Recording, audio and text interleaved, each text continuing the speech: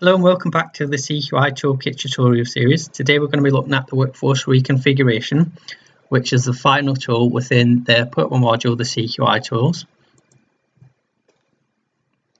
When you enter the workforce reconfiguration planner, we have two tabs. We've got agenda, which stands for agenda for change, and with that we have bands 1 to 9 listed, or we've also got non-agenda, which allows you to input your own job roles. So if we click on the blue button, add job role, the whole time equivalent stands for the whole time equivalent or full time equivalent working hours. So for this, we're going to put on 1. If you have any part-time staff, you can put on whatever the fraction is, so 0.5 for someone that only works half time. Unfortunately, the banding, it comes across from the last page, but it's actually the job role, so you can put in a job title. So if I enter reception here, and then the cost, if we put in an annual salary for that one of 14,000, it then gives you your current cost, which is your 14,000, and you can actually do a plan. So if we wanted to increase our reception cover, so we want to put in 2 members of reception, what it'll actually do is it gives you the planned cost against your current cost, and it'll show you the difference. Now when you start adding more and more job roles, we'll start building up your business, it will give you that thing where you can go in and change any of your sort of staffing and do a lot of workforce planning on paper. So I'm going to save this one and then jump back into agenda for change, because it's a lot easier to show it in an example. So what you want on the agenda for change for your bandits is you want to produce a Christmas tree chart. Now we'll say Christmas tree chart is because you want it to be quite small for your high salaries at the top, and then it starts to fan out as you get towards your core staff, so your band 6s and 5s, so like your nursing staff, and then you want to have a sort of dip, and then your sort of admin roles once to start spreading out. So it's like the base of a Christmas tree, but we'll start populating one just to give you an example. So put on some small numbers at the top. And then as you get on your band 8As, you probably start noticing an increase. Your band 7s is probably going to increase even further.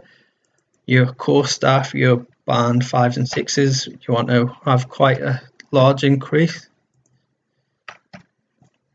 Your band 4s, which is your sort of senior admin staff, you probably not have too many of those. And then your band 3s and 2s want to expand again. So we're probably looking at 20, and then your band 1s, which is your lower level admin and your sort of your domestics, is probably going to drop a bit further again. Now this isn't based off any real numbers, this is just to start producing the charts. So if I go down to the bottom and save, you then start to see some of that Christmas tree coming through. So it starts to expand along your core staff, decreases, and then you've got like your sort of your base there, and you can actually start planning your new workforce. So again, it's all free text. You can say, well, we don't actually need that salary, we don't actually need this one, but it will be based on real business numbers and figures that you would probably understand a lot better than you would in the example. So you can actually start increasing things.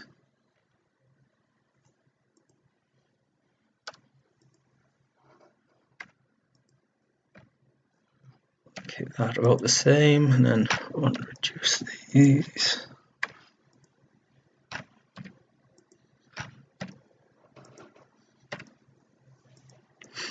And then that gives you the breakdown of your planned costs against your current cost, and it tells you if there's any sort of difference within them. Now it doesn't necessarily have to be a difference or cost saving. You can actually increase your staffing ratios. This is just an example just to give you an idea. So save that one again. And then you've got your two charts which you can use as comparison, but you've also got your skill mix on the bottom, so you have a breakdown of your staff at band 8 and above, band 5 and above, and it'll actually give you some real business figures through there. And that's it for the workforce reconfiguration tool and the purple module. The next thing we'll be looking at will be some of the outputs within a project. we'll move on to that one in the next video.